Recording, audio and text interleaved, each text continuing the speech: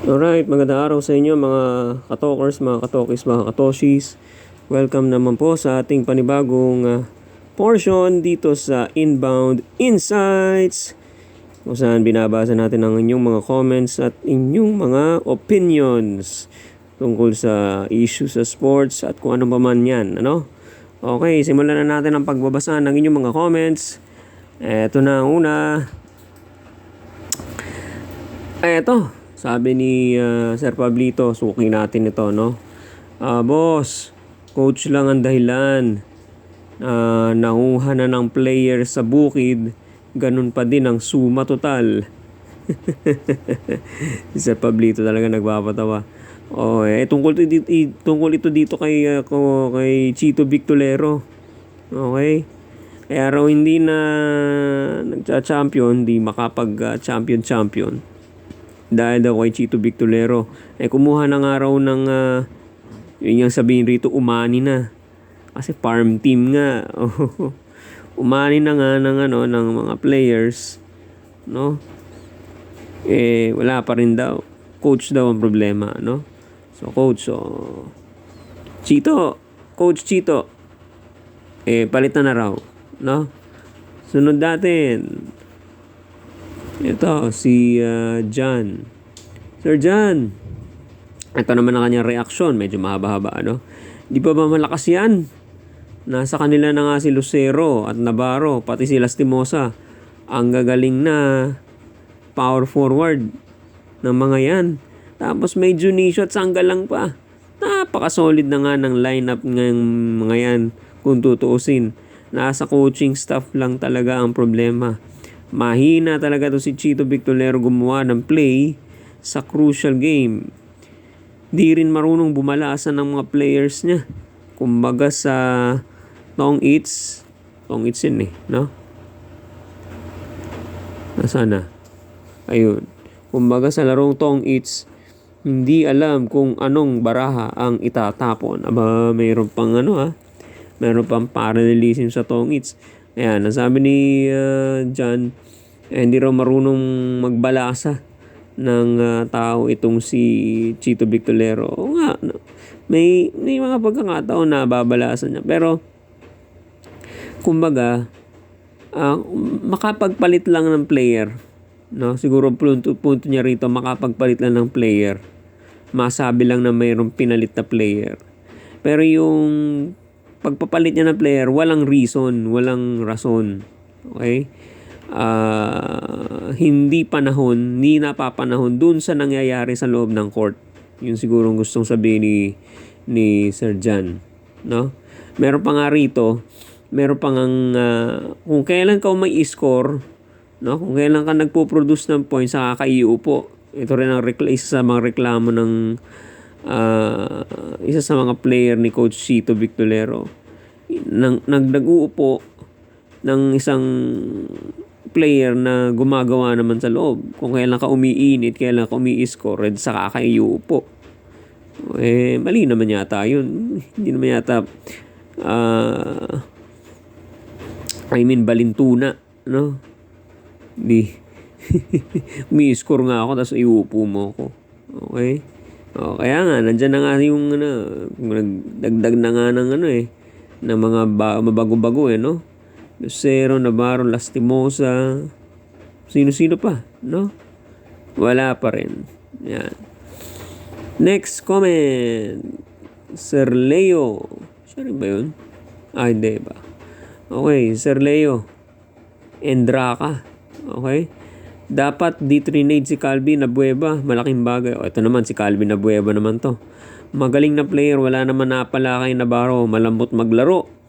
Kung si Calvin sana nandyan, baka semis na sila. Malaking tulong si Abueva. Karma ng Mags yan. Okay? Ang karma ng Mags, ibig sabihin si Calvin Abueva, swerte ng Mags yan. Kasi pinalit nila pinamigay nila di karma ng Mags. Ano? Yan ang gusto ipunto ni Sir Leo. Okay? Nalalambutan siya sa laro ni Navarro. Okay?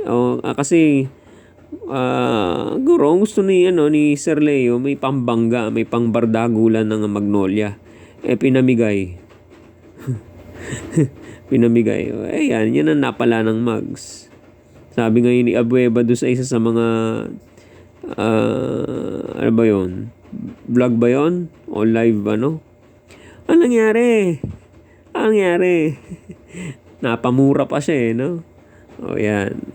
Ito pa isa pang Calvin Abueva. Ayun na pala yung comment ni Sir Leo. Pero yung meron pa isang comment si Christian Magallanes siguro to, no? Mag siguro. Sabi ni Sir Christian, bakit kasi inalis si Abueva? Yan din ang tanong niya. Okay? Di sana semis na siguro sila, no? Yan ang combined comments ni Sir Leo at ni Sir Christian. Thank you sa inyong mga comments. Okay? Si Chris Bekiso 4628. Noong nandyan pa si Abueva, si Calvin Abueva pa rin. Noong nandyan pa si Abueva, hindi naman nag-champion. Coach ang palitan. Eto naman. Calvin Abueva naman to, pero coach pa rin ng Sisi. Si Chito Victorero pa rin ang may sala. No? Yan. Thank you very much for your comments. Okay. Ito naman yung sa semifinals. Okay. Game 1. Sabi ni Ma'am Ligaya. Hello Ma'am Ligaya. Salamat sa pag-comment. Sir, ganda ng laban ng second game. Lalo na panalo ang Gene Kings.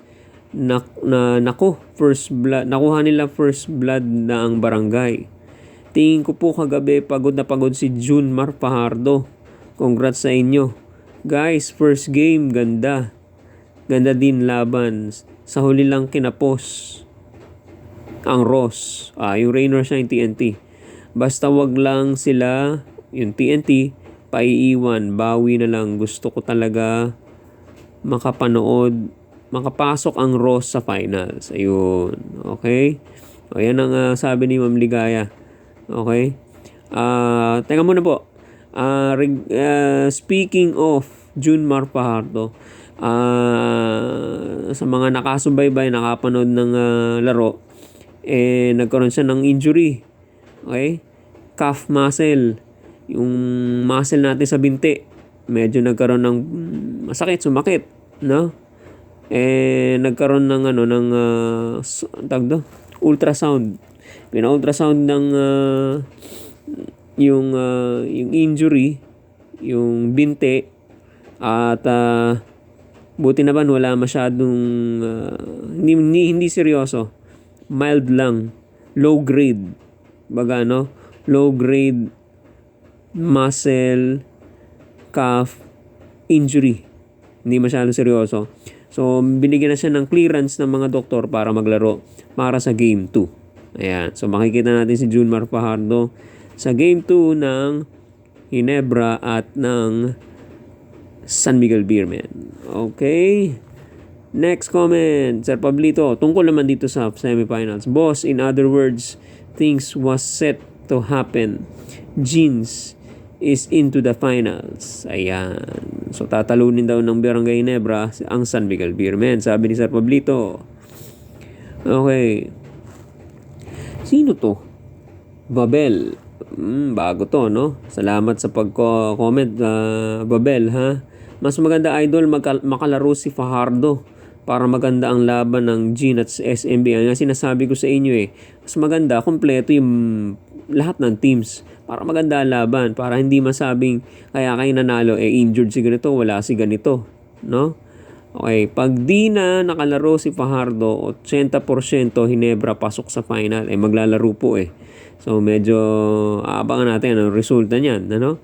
Sa Ross TNT naman, tingin ko kulang pa sa experience ang Ross. Doon sila pinapatay ng TNT. Okay? Championship experience gamit ng TNT, kaya hirap ang Ross Idol. Yan. Salamat Babel sa komento mo. Ang ginamit naman ng TNT, isa pa sa mga ginamit ng TNT bukod sa experience, ay yung depensa nila, yung mga malalaki nila. Si Eram, si BGR, at saka si Kelly Williams. Humarang doon sa fast break plays sa pagtakbo ng mga maliliit na mga gwardya. Hindi nakadiskarte sila Karakut, sila Nokum, Sila Mamuyak, Santillan, hindi gumana yung fast break, no? Mas nanaig yung yung kalakihan, yung hugeness, no?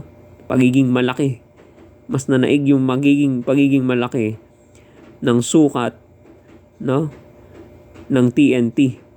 Kaya na nga, sinabi ko na nga, si BGR, si Kelly Williams, at saka itong si Poy Eram, no? Yung defense at saka rebounds. Yan. Na-out-rebound ang Ross. Yan ang problemang sinosolve ngayon at na-solve na malamang ni Coach Yeng Yao na bibigyan niya ng adjustment. No? Tignan natin kung may adjustment siyang gagawin sa game number 2. Sabi naman ni Christopher, grabe boss, pinanood ko replay. Si Laster lagi nakatanga sa depensa sa loob. Wala man lang bumabak out sa SMB. Si Junmar lang bumabaka.